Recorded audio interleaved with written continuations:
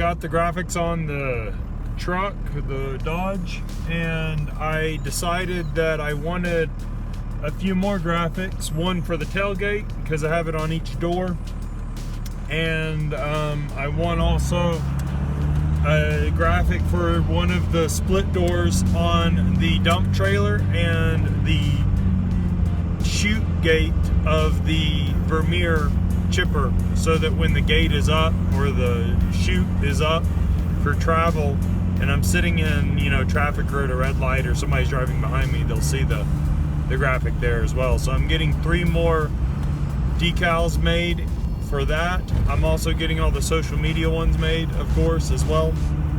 And so now I'm heading over to the lot yard and getting the measurements for the gate of the split gate on the trailer, and also I am going to make sure that there's enough space on the Vermeer. So if not, I'll just have to remove something off the Vermeer, because it says BC, what is it, 625A or whatever on it, and my company name is more important than the model of chipper being on the gate. So yeah, that's what I'm doing now, and I'll show you when I get there.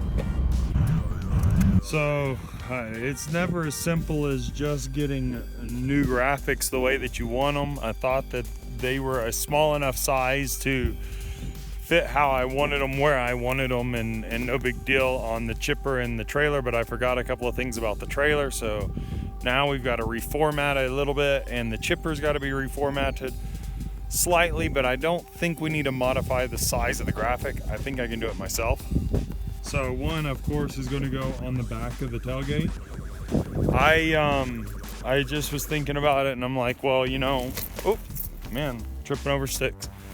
More people sit behind me in traffic than probably sit beside me and look at my graphics while I'm driving. So I want them on the tailgate for sure. But the challenge I have with the trailer is that the door has that funky, let me see if you can see it better in the sun. Man, I'm just getting caught up in everything. The door has that funky center channel, so I have to put something up in the top one, then something on the center and on the bottom, and they're not as wide as the current graphics are, the door panels aren't. So they need to be shrunk in width, and then they need to be modified in height so that I can fit them all on there in their corresponding orientation. Now here on the chipper, technically I don't need to shrink them. I just need to take what they plot and cut it, and right here I can put Eric's Tree Service with the tree, and then I can put Montrose, Colorado either under the strips under Vermeer, maybe squeeze it in above the strips, and then put the phone number, you know, over here somewhere or over there. But I've got to have the space for the social media stuff on that as well. So that I can pretty much just do by cutting up what they plot out and then give me. That's one thing. So, you know, that's easy enough. I can do that. Once again, I used to do graphics for a living, so this isn't a big deal to me. But the trailer has to be reformatted in size. I can't just cut it up and put it on there because the individual components are just too big. So once again, you know, I spoke out of turn. I told him, oh, go ahead and make the graphics, and then I had to call him back and say, whoa, don't make the graphics, I've got to adjust them. And of course, this is just the nitpicky stuff of owning your own business that eventually just wears you down sometimes, because you feel like you're making progress and then you feel like you're stalled for ridiculous reasons, and it gets super annoying. So that's what's going on today.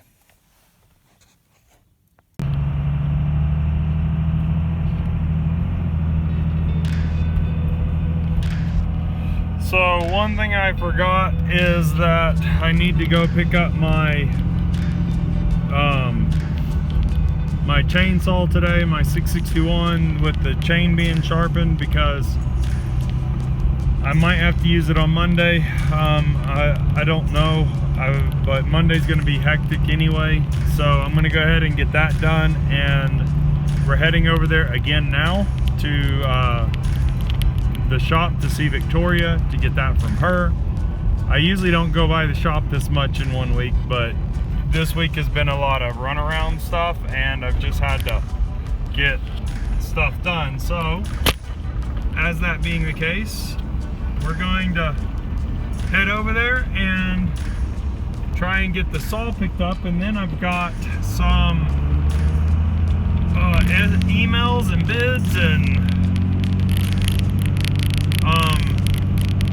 you know, administrative business stuff to take care of, plus all of the getting stuff ready to mail it to you guys. I've got bunches of packages to ship out today. Well, not today, but get addressed to ship out, hopefully on Monday. So all of you guys who have been waiting, I haven't forgotten about you. I'm working on it. Just bear with me, and you guys will have your products and your stickers soon. Okay, so talk to you guys later.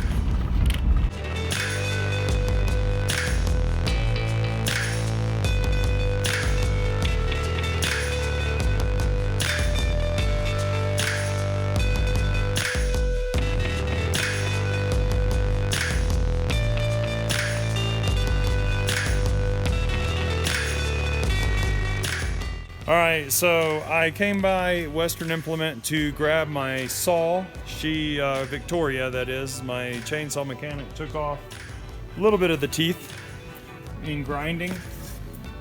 But not too bad. It's actually less than I thought it was going to be. So that's cool. So the $25 was well worth it over buying a new chain.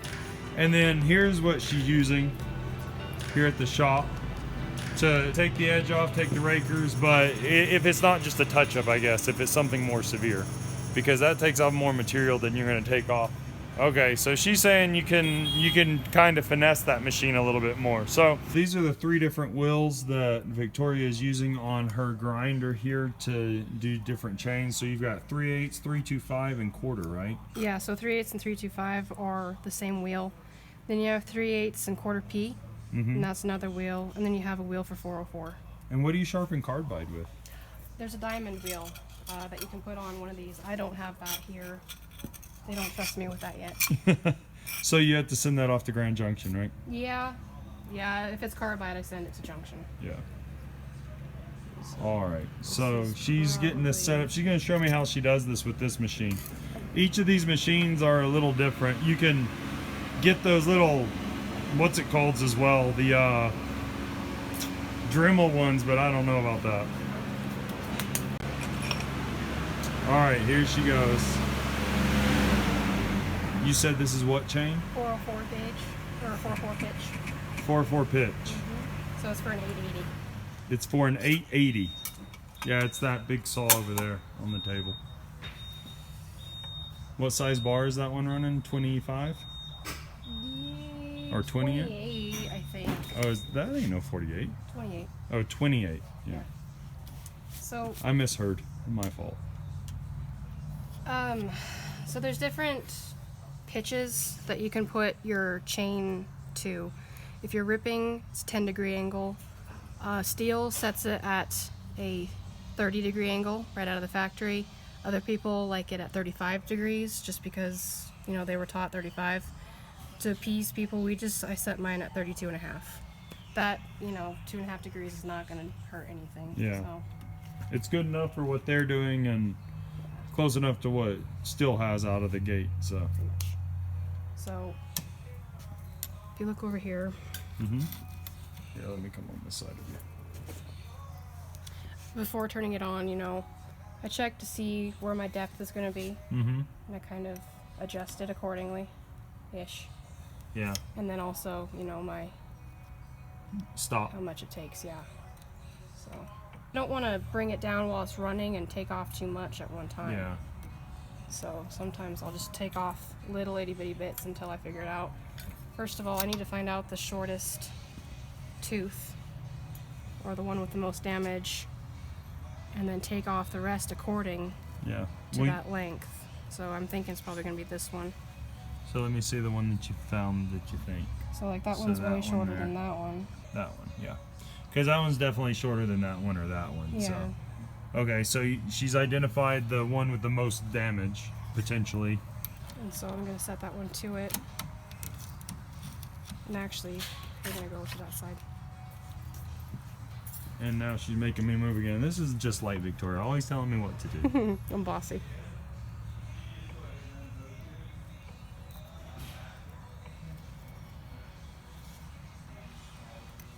So it's pretty self-explanatory here.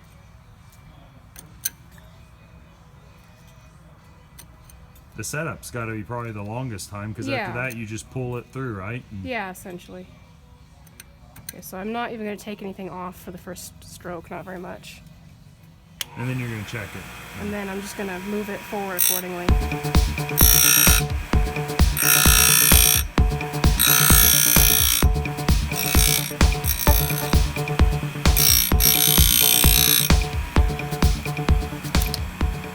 what I'm looking for is fresh metal all the way around. Mm-hmm. And you can see how there's a little bit of black right here. Mm-hmm. So I need to take off just a little bit more.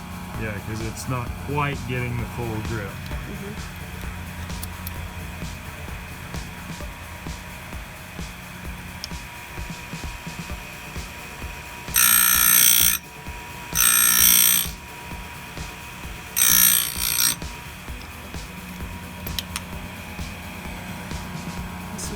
Now it's all gone, right? Took all that, yep. Yeah. I can't see completely in the camera because it's the camera versus looking.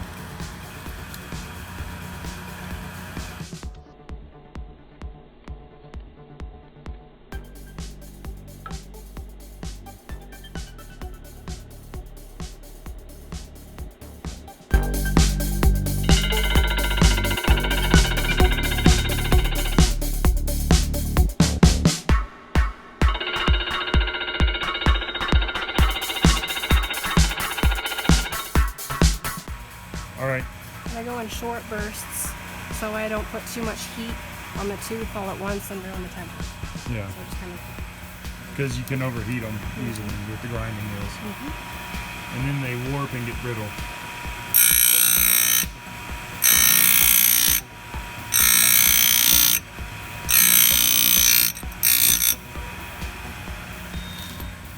So if you guys don't know, the difference between tempering and heat treating, or well, really hardening, is that hardening metal makes it brittle even though it's hard, and tempering brings it down to a level of pliability that keeps it sharpenable but doesn't allow it to snap easily. And what Victoria was saying is if you don't do short bursts of the grinding, you can overheat it, and then it takes it from its tempered state to its hardened state, and then it makes it brittle. And when you go to cut into hardwood or even softwood, if it binds at all, it can snap the tip off. So that's why she does that soft angle, you know, little short burst instead of going at it just one full depth grind. So in other words, she's taking care of your chains, and she's taking painstaking effort to make sure that they're right. Which, once again, why I like doing business with Victoria. She's conscientious of that stuff. And I personally like conscientious people because this is my livelihood and they keep me running, or they put me in the poorhouse by keeping me broke down. And she's not doing that, which I can't say about all mechanics I've worked with. So we appreciate that.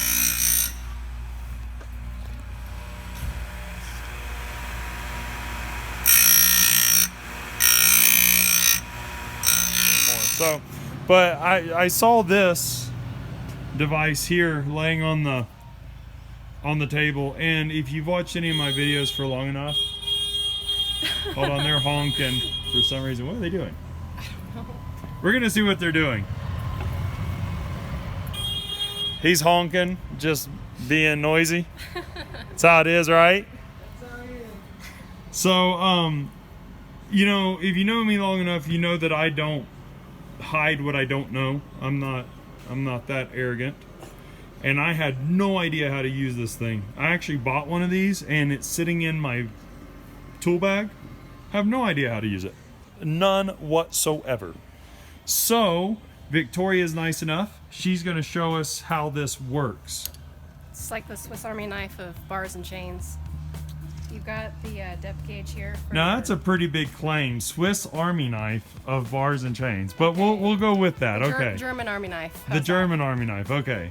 So you got your depth gauge for your rail here. See how much area you have until you get too close to the edge of the bar, so your raker or so your drivers actually have enough to seat in. Okay. So you use that as kind of like a measurement. Yeah, so it's literally a depth gauge. Yeah, it works great for getting all that gunk and schmutz out from under there. Okay, so you know, if you're getting, well, if you're not doing that, you should be, because just with time, the drivers impact or compact in debris and oil and cake and stuff with time. So be cleaning that out. You can also use it for your chain while it's on the bar. You can use it for when you're filing. It has all of these angles here. So, you know, 0 angle, 10-degree angle for ripping chain, and 30-degree angle that's on the chain when it comes out of the factory. So take it, and you can use this angle and match it up with the actual angle of the tooth itself. Make sure that you're keeping it straight so you're not curving it or getting to a weird angle or anything like that. So this is just a gauge to check after you filed, right? Yeah, or while you're filing. Or while you're filing, but you would file and then you would put it down and check the measurement. Kind of like a square for a carpenter would be. Exactly. Okay, gotcha. So then you have this side here, and this is to check your rakers. Okay. So you use this little shoulder, I guess you can call it, and hook it actually on the point of the tooth. So it needs to sit between the raker and the tooth tip. I mean, you'll feel it. You'll feel it just kind of like hit that and just settle right in there. And then you use this for your flat fall. Yeah, and then if you can feel the raker poking up through, you can feel it, then you're gonna have to grind it down so it's level. Okay. Or below the depth. So that's actually pretty cool for me, because not only for the depth, but also because it protects the tip that you have just filed as a general. Because I don't know about you guys, but I typically tend to use the round file first and then go back with the rake, of course, raker, because of the ratio that you want to get. There is also a tool by Stihl. It's a 2-in-1 file guide where it has 2 handles on one side, lines for your gauges and guides. It has a flat file and a round file. And while you're going at the tooth, it's also taking down the amount that the raker needs to be taken down as well. So kind of saves you a step there. So I will add to that, as a tree service professional in the field, I find that tool to be handy, but what I have found on the bigger saws for me is that it takes more effort sometimes to, because I let my chains get too dull. So it takes a little bit more effort to get them to the sharpness I want just using that. So often I will use a round file and then I'll go back with that as a final step, because it hones what I've already done a little bit and it gets the raker down to the appropriate level.